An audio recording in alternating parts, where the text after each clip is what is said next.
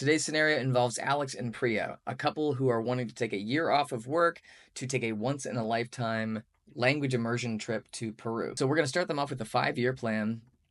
They've got $50,000 in the bank.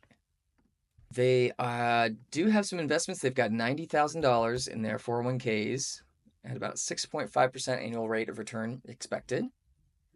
Their monthly expenses are $6,500, and their monthly income combined is $10,500. And okay, let's take a look.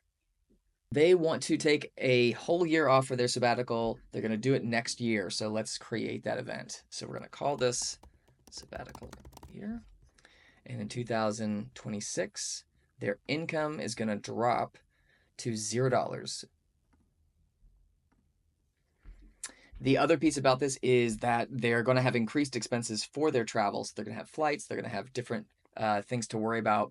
So we're going to create another event called Travel Expenses. And this one, we are going to tie this to the sabbatical year event so that if we change the year of or the timing of that event, this event is going to just stay in sync with that. And every month we're going to repeat this action. We're going to add $2,500 in expenses. So every month for a year, they have this much in extra expenses.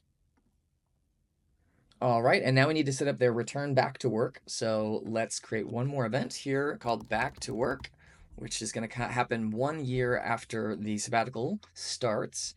And that is going to put our income back to the place that it was before, which is $10,500. So now we see this swoop going down and coming back up situation here. Now this technically worked, but they had to sell some investments to make it through this patch, which is not something they want to do. They don't want to be touching their 401k. So we have a couple different ways we can handle that. One is we can simply just disable their investment and then watch where we land up. The other thing we can do is change the investment so that we don't withdraw before a certain date.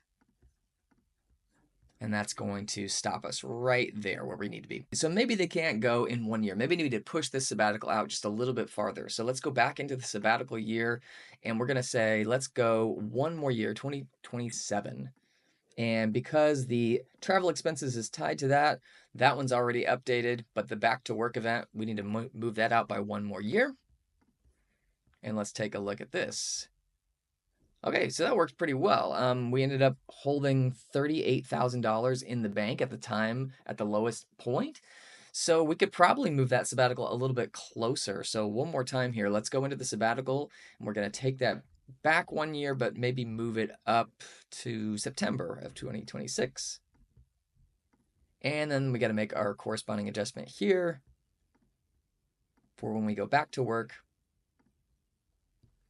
And that's looking pretty good. So if you look at the dip here, we are at, in fact, we can click on this and show the table view and see that our bank account gets down to $13,751. So we have basically just got them going on their trip a little bit later than they wanted, but really in a healthy way.